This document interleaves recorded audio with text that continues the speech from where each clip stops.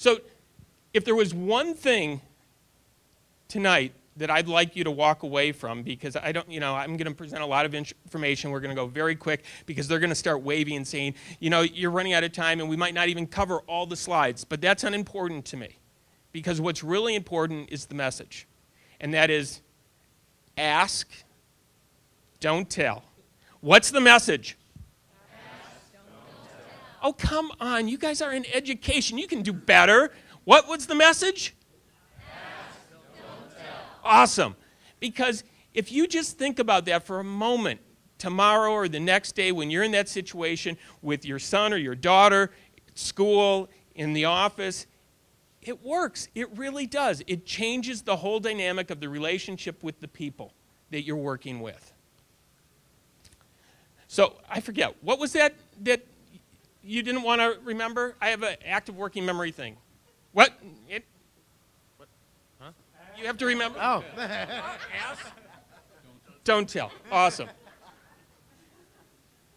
Okay. If you reported to Jack Welch, remember this is the guy who went into GE, turned it around, was known as like Atomic Jack, Neutron Jack. What do you think your number one learning would be? So say you're Jeff Immelt.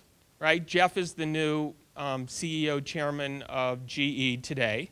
He's taken it over. So if we ask Jeff what was his number one learning, so he served under Jack for a lot of years, what do you think that would be?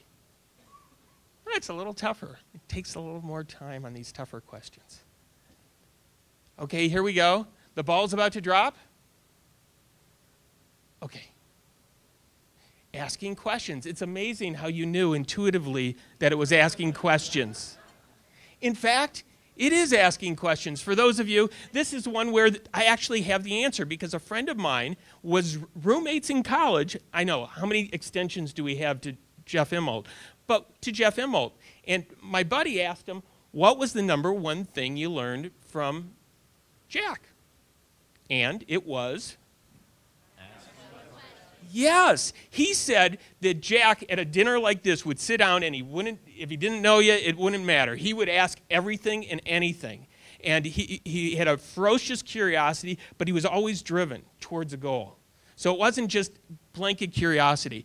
And then I interviewed another gentleman who worked for a foundation where Jack was the chairman. And I said, tell me more about what it was like to have this reporting relationship. He says, it was wonderful. I said, what happened? He says, well, I'd come into his office, and it was like, an arena, and I'd sit down, and he'd start asking me questions. I said, was it to intimidate you? Well, the first few times I felt intimidated because here's the guru of gurus of how to lead something, and I'm in his presence.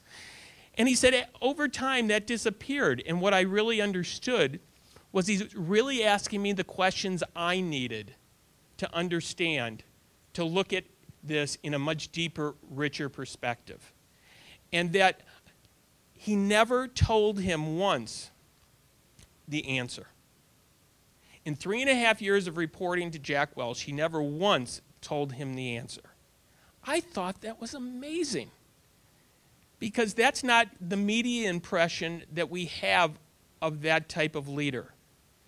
And so this is part of what I find interesting. I interviewed Ron Heifetz, who I consider one of the best writers on leadership. And he comes from the Kennedy School. And I asked him, why is it that we don't see more books around asking questions in leadership? He says, it's not interesting to academics because it's historical referencing that we look at. It's how did the person do in their job of leading? I'm interested in what's it like to lead going up a down escalator. To me, that's what so many of us do all day. The escalator's going one way and we're trying to climb up against the environments, against everything. And guess what? Sometimes we don't make it, but it doesn't make us less of a leader, because it's about how did we bring people along. Sometimes you don't achieve your goal, but it doesn't make you less of a leader. So Jack Welch says, leaders probe and push with a curiosity that borders on skepticism, making sure their questions are answered with action. What we'll see throughout this presentation is it's about perspective, it's about evaluation, both of the situation and the people, and it's about conducting. It's about making those questions turn into action. It's not just about the answer. Okay, so what percent of the time do exceptional leaders ask questions? Did I give this away already? We're going to find out.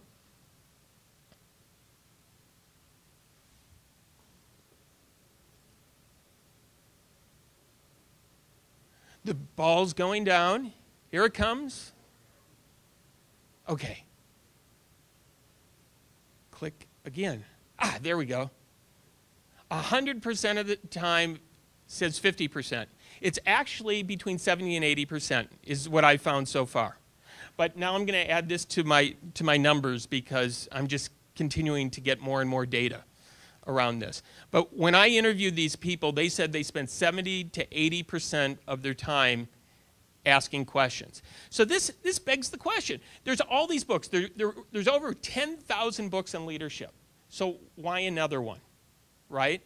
Well, what I look at is if they're so busy asking the questions and all these other books tell us what we're supposed to tell and do, then there's a conflict there for me, which is what is it that these questions are really manifesting in the leader? So are the characteristics of trust, courage, and all the other values, or virtues, I should say, are coming forth from the questions they ask? Am I getting too far away? Yep, there. So exceptional leaders spend 70 to 80% of their time asking questions. Now let's take some real life examples of this. Tom Pritzker. Tom Pritzker is CEO and chairman of the Hyatt Corporation. They also own the Marmon Group. It's a family. It's a business family, is how I like to think of it. And I asked him, so give me an example of how, when you use questions to lead, it changes the entire outcome of a situation. So he proceeds to tell me how one of their businesses was offered a $5 million government contract to produce something for the armed services, which he couldn't specify, or he'd have to kill me. And when he went to the CEO and asked, so what are we doing in order to fill the order? The CEO said, we talked to the head engineer who engineered this whole thing. And by the way, he's the plant manager. And he says he's designed this plant, and he knows exactly the amount of time it takes to produce things, and we're full. We cannot take that work. And so Tom said, what happens if you ask the people on the line? The CEO goes, well, couldn't hurt. So they gather all the employees in a lunchroom, and the way he describes it is, these are guys working on a hard line. They come in with the tattoos, and, it's just a whole different image of decision-making, and they say, so we've got this $5 million order, and we really want to take it. But this is what we see. We can't see a way to get another 4 hours of production a day out of the line. What do you see?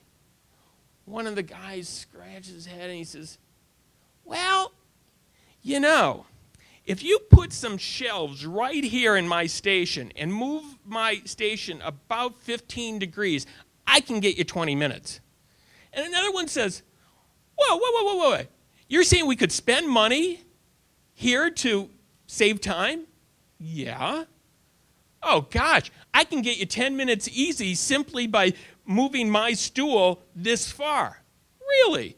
And by the end, they had found about 4 hours and 20 minutes. It's amazing when you ask the question and you don't have the answer. What happens? And so often we really move into a space of believing that we really know when we may not really know. It's only our perception of the situation.